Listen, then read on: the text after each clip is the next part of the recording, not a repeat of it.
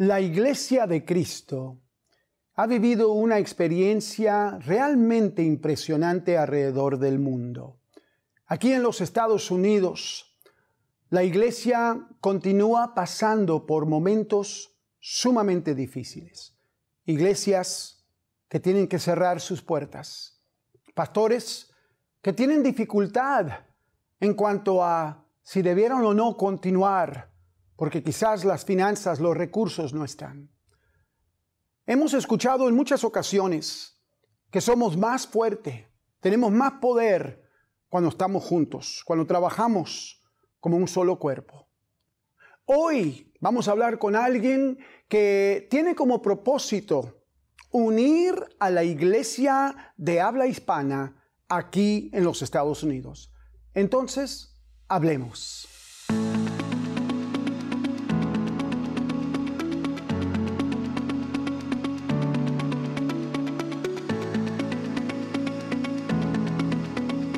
Este programa llega a ustedes como una fina cortesía de Funeraria Cristiana.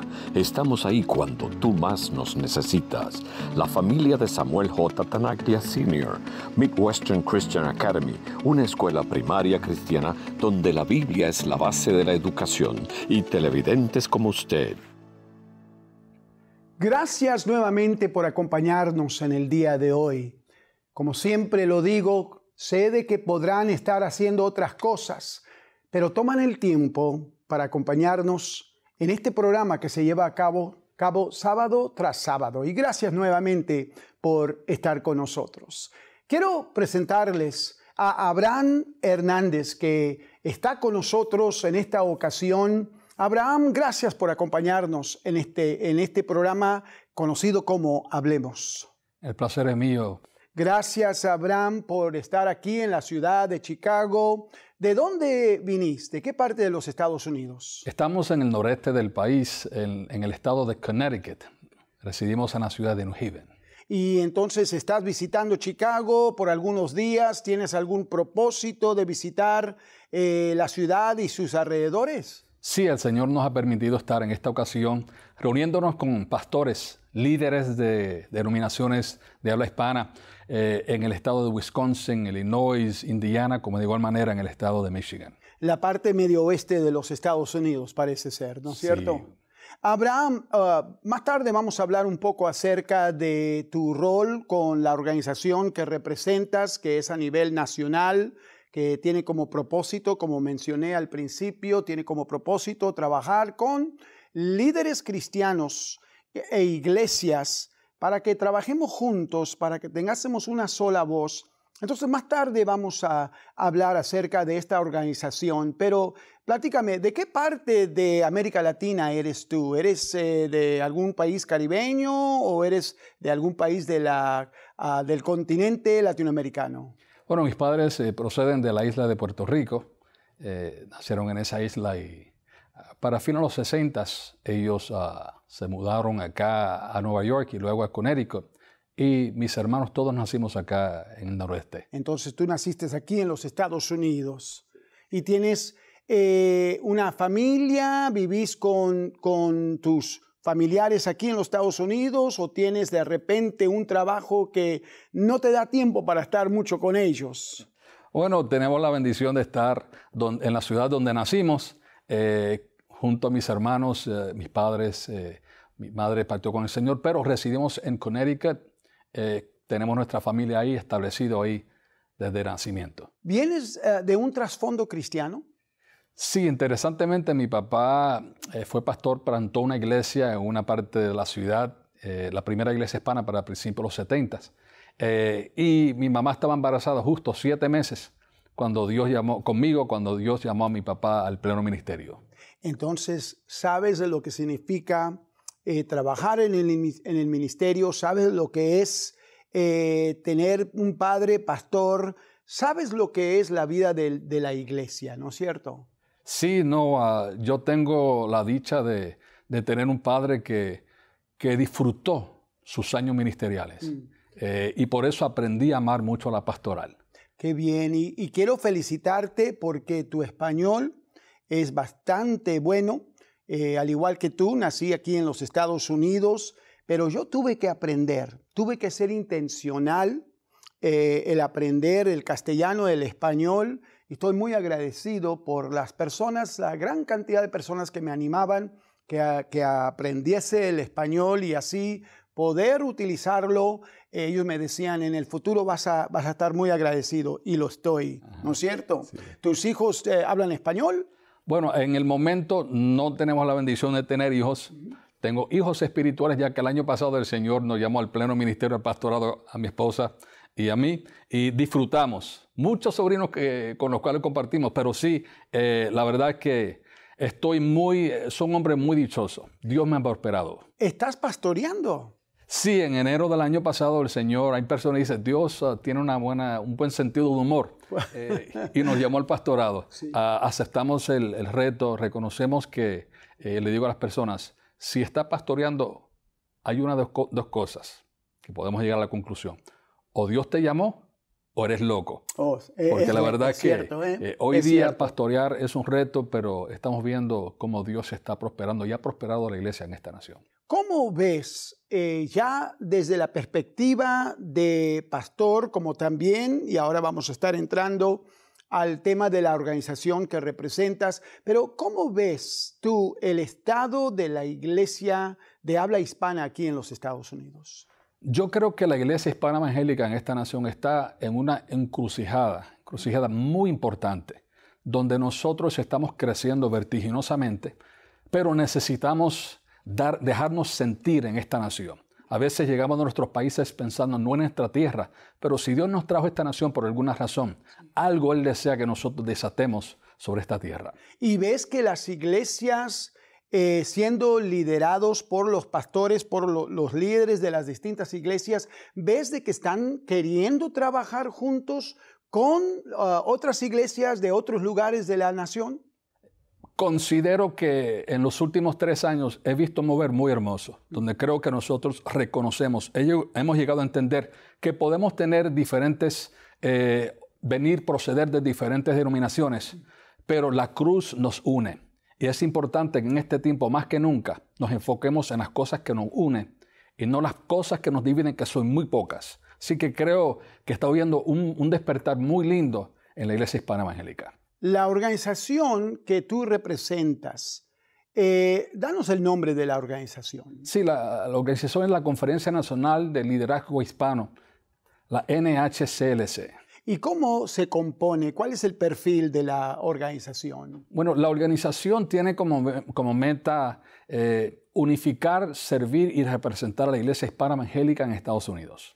Y no estamos enfocándonos o no estamos hablando de una denominación específica, sino incluye toda una variedad de denominaciones. Sí, existe más de 36 denominaciones en el país e iglesias no afiliadas, porque no pensamos solo en las denominaciones, pero que hay iglesias que no están afiliadas a alguna organización y también se han unido. Entonces, cuando decís iglesias no afiliadas, estás hablando de iglesias completamente autónomas, que no se someten a alguna institución, organización, denominación. Exacto. Entonces, hay toda una variedad de iglesias.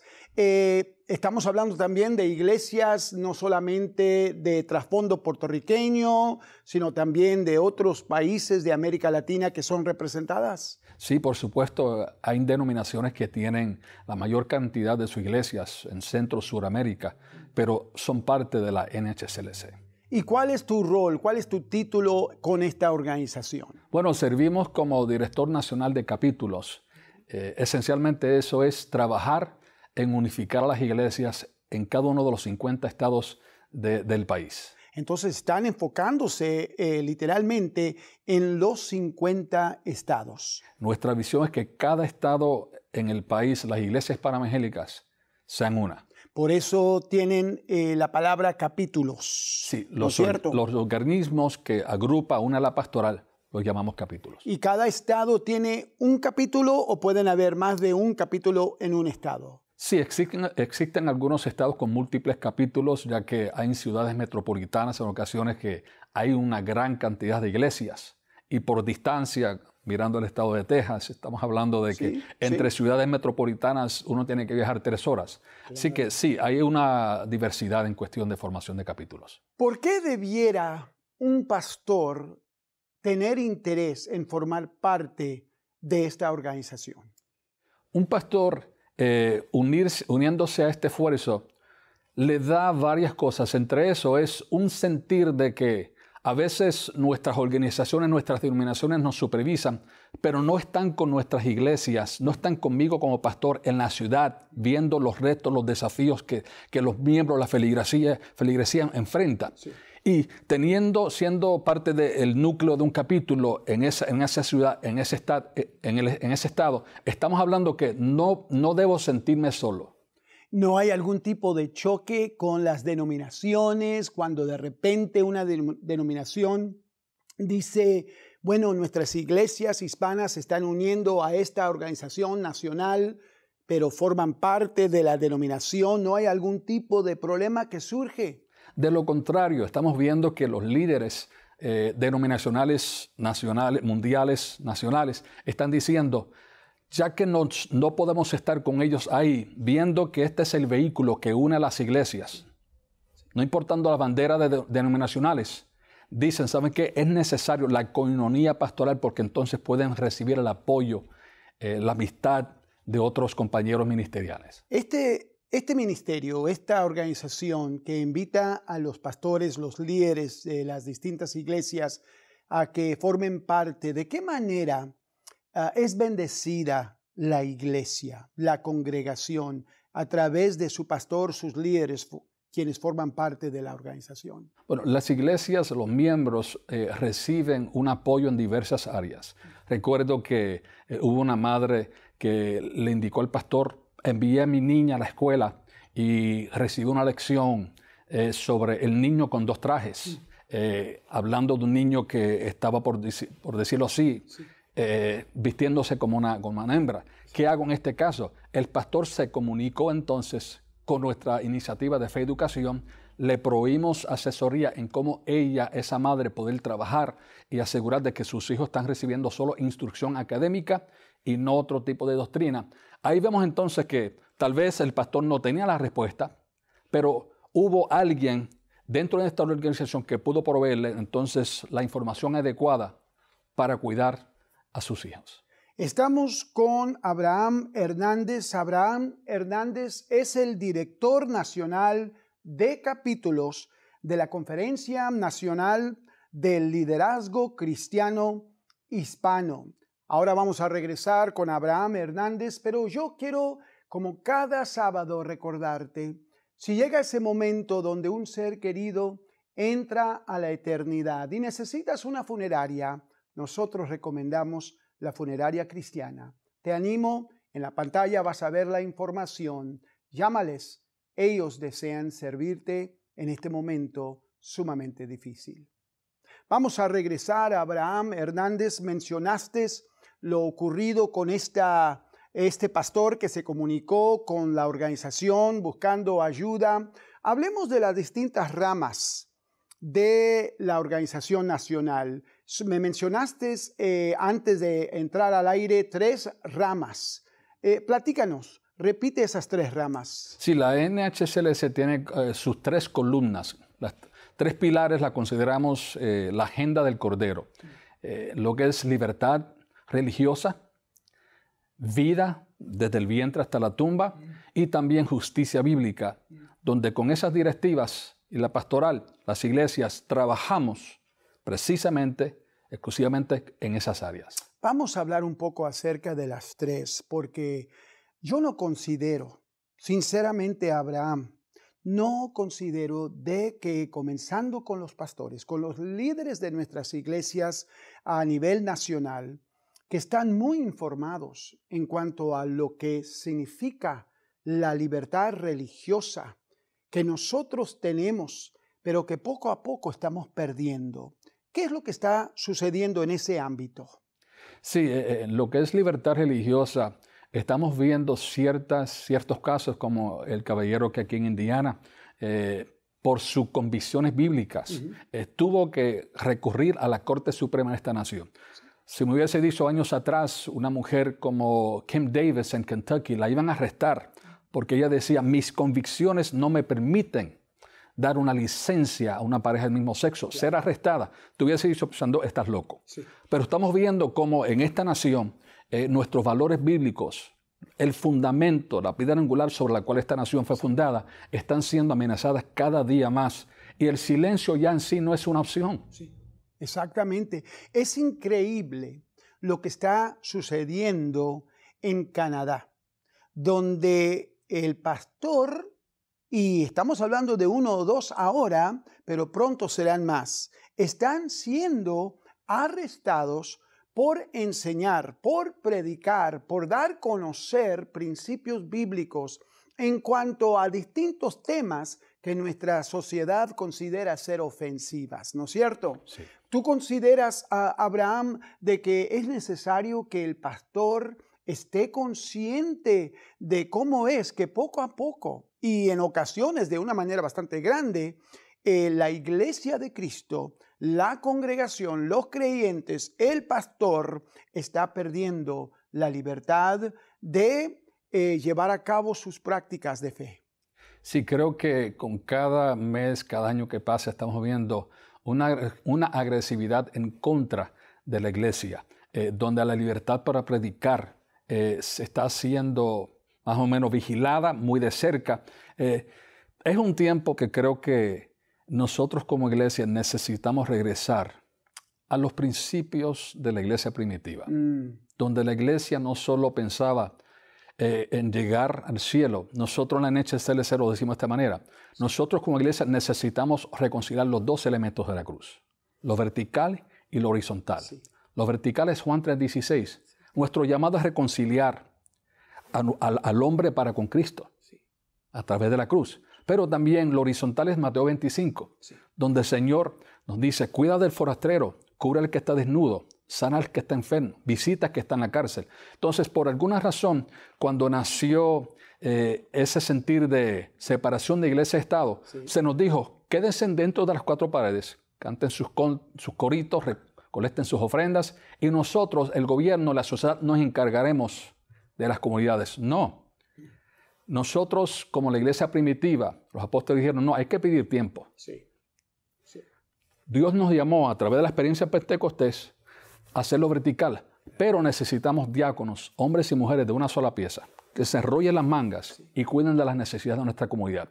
Hoy día necesitamos, no podemos hacernos de la vista larga, de la necesidad, los retos, desafíos que nuestras comunidades están enfrentando. Yo hice un programa donde tocamos el tema de el tener bajo orden de nuestros gobernantes, el tener que cerrar las puertas del templo. Ahora estamos regresando, estamos dejando atrás las experiencias que vivimos durante la cuarentena y todo este periodo de COVID-19.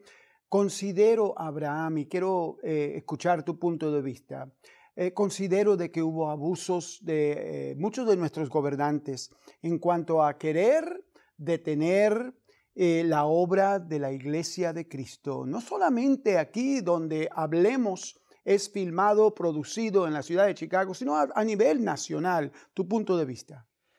Nosotros, y te voy a hablar por experiencia, porque precisamente lo que acabas de mencionar está sucediendo. En Connecticut, nuestro gobernador, como el gobernador de California, Gavin Newsom, fueron 2 de los gobernadores más radicales en cuanto al trato de la iglesia cuando la pandemia inició, y tuvimos, que creo que sabiamente hasta cierto punto, ser sabios, proteger las ovejas, su salud. Sí. Pero escuchar a un gobernador en su estado, en las noticias, decir, las iglesias no son esenciales. Sí. Y cuando se le preguntó por qué, él decir, it's risky business. Sí, es un riesgo. Es un riesgo. Sí. Entonces decir, es un riesgo cantar, adorar, ir a una iglesia. Cuando ahora que el 19 de este mes nuestro gobernador dijo, vamos a abrir las puertas, no más mascarillas, él nos regresó a la prensa y dijo, la iglesia ahora es saludable, es importante que usted regrese. Claro que sí. Al contrario, en ese tiempo la iglesia tuvo que cerrar sus puertas. Sí.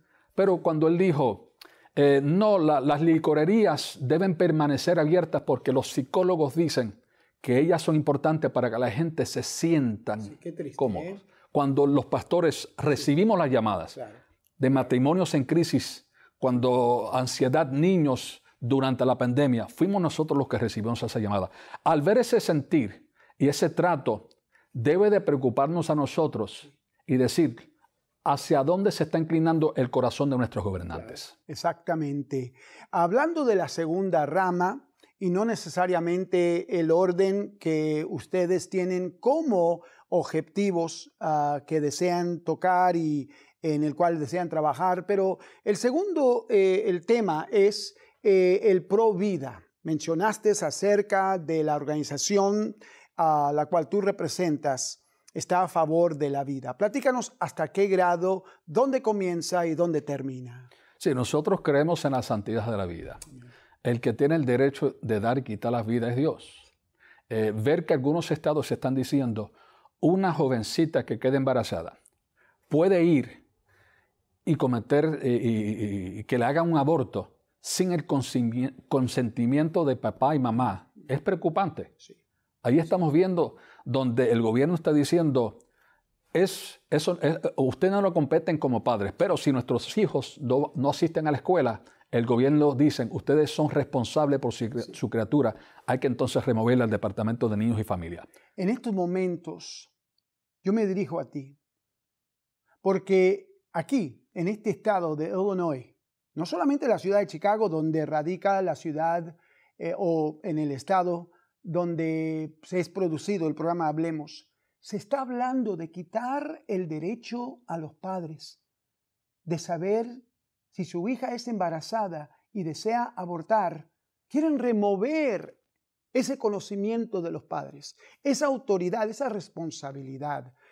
Esto es para largo, ¿no es cierto? Esto puede estar ocurriendo y puede ocurrir a través de toda la nación. La notificación de los padres puede ser removido. ¿Cómo lo ves tú? Preocupante, muy preocupante. Saber que en uno de nuestros estados, en Nueva Inglaterra, un niño que tenga problemas con su identidad,